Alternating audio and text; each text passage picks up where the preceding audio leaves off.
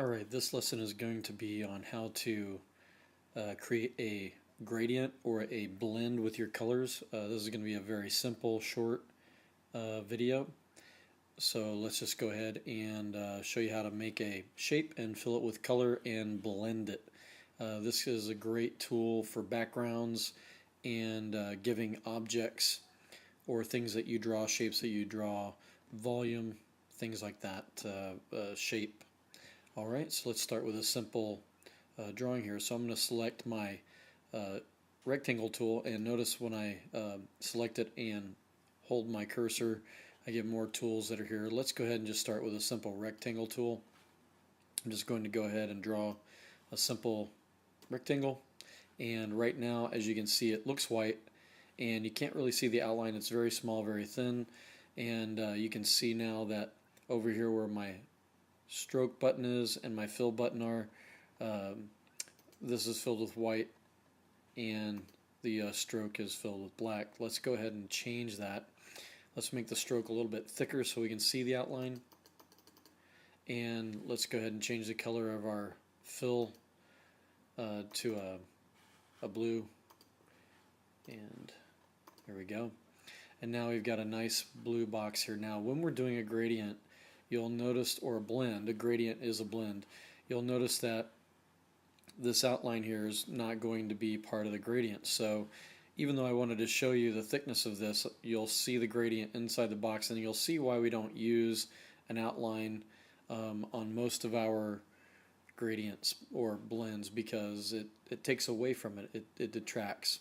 So the first thing we're going to do is set this up so that we have our tools for the blend. So let's go ahead and select our swatch box, and so we're just going to set our swatches here. We also need to get our gradient tool, and so what we're going to do is select our gradient tool, and there you can see them both together. I like to have the gradient tool below, and notice you can move these around where you want and place them anywhere, on the desktop that you want, whatever's most comfortable for you. And so I'm going to set these two right here, and notice when I move them, you can have them together or apart. So right now they're apart, but you'll notice that this one's going to snap. There it goes. See it jumping? Snaps right to the bottom of it. Now you'll also notice that we have some little buttons here on these little panels, and I'm going to select this button right here with these three little dashes and this arrow pointing down, and notice it gives me show options, and I can select that and close it, open it, get rid of it. If I hit the X, it'll get rid of it, and I can select my options, and now I can see this whole panel here. Notice there's also a stroke and a gradient and a transparency tab, so we're just going to use the gradient. Right now, what's in here? This is my gradient that is currently got its active colors. You can see those colors right here, and if I want to activate my gradient, I can select my gradient button here. There's also a gradient button to activate it here. Now, how do I activate the shape? Well, as I've talked to you in class about this before, you must have this shape selected. So if you see it like this with no handles on it, it's not selected. If I click and hold this button or select my gradient button over here to activate, nothing happens. But as soon as I select this shape, any shape that I make, and then select the gradient fill here or here, you'll notice that it fills with the active colors on that gradient line. I also have a setting here for the angle or direction of this gradient. Notice it goes from white to black, left to right. That's the colors and the way they're set on our gradient line.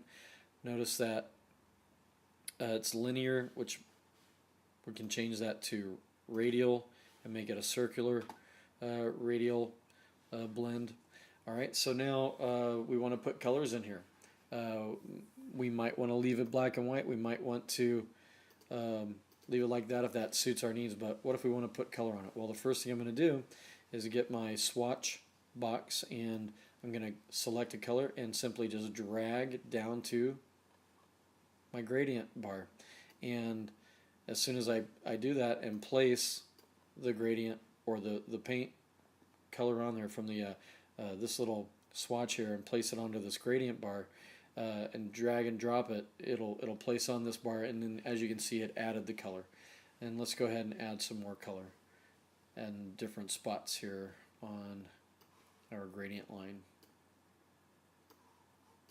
Now you'll notice what I just did. I just moved these around. I can select them, click and drag, and move them to any position on this line. Okay, and so you know it's your preference. What colors do you want to see where? Also notice that these little gradient sliders, these little diamond shapes here, are placed 50% in between where I selected and dragged. So you've got, you know, right where the middle point is on this blend at all times between each one of these colors. Now, what if I want to get rid of a color? Well, I might want to get rid of black and white. So let's go ahead and get rid of them. I'm going to take this paint bucket right here and drag downward until it disappears. Very simple. Now I'm going to move the colors here into a different position. Let's add a couple of other ones. Make a nice little rainbow effect here.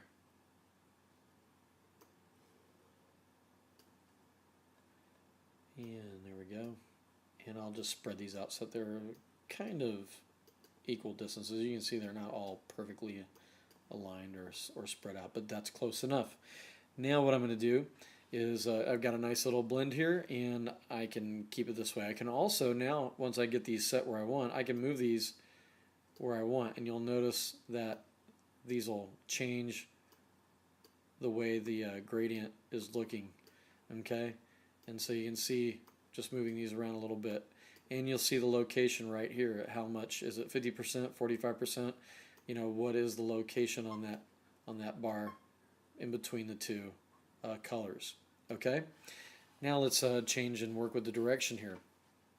I'm going to select my gradient tool here on my toolbar, or excuse me, in my toolbox, and I can also select this tool by doing a quick key. I don't have to move my cursor and select it. I can use my Command G, and it selects that area there that's going to be changed, and the tool. And so now I can select and drag which direction I want this gradient to go in.